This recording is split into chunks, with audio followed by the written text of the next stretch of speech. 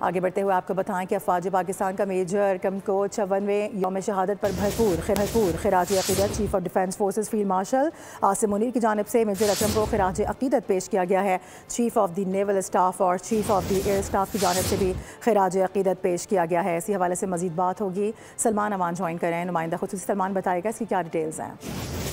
जी बिल्कुल, मेजर मोहम्मद अकरम शहीद निशान हैदर की आज 54वीं बरसी है। उनका 54वां यौम शहादत है। इस मौके पर तीनों सर्विसेज चीफ बशमूल chief of defence forces field marshal Muhammad Syed Asim Munir की जानिब से अफवाज पाकिस्तान की जानिब से उन्हें भरपूर खिराज अकीदत पेश किया गया और उनकी लाजवाल कुर्बानी जो कि उन्होंने जंग 71 में मशरकी पाकिस्तान के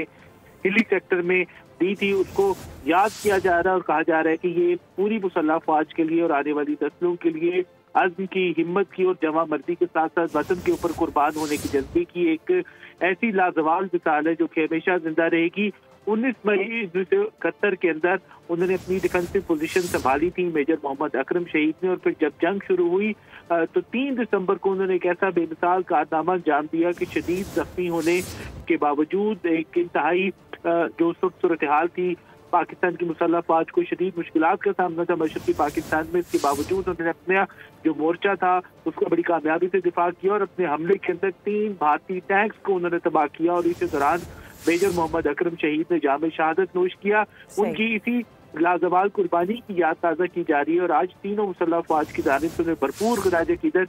पेश किया जा रहा है और कहा जा रहा है कि उनकी जो स्पिरिट थी जमा मर्दी की, वतन से मोहब्बत की, वो हमेशा पाकिस्तान की मुसल्लह फौज के लिए एक रोशन इस्तारे के तौर के ऊपर याद रहेगी, उसे याद रखा जाएगा। और जिस तरह से उन्होंने मादरे वतन के दिफा के लिए, इलाके सलामती के तहफ़्फ़ुज़ के लिए अपनी जान का नजराना पेश किया, वो मुसल्लह फौज और पाकिस्तानी कौम पूरी हमेशा उसकी मक़रूज़ रहेगी। सही है, ठीक है सलमान, बहुत शुक्रिया।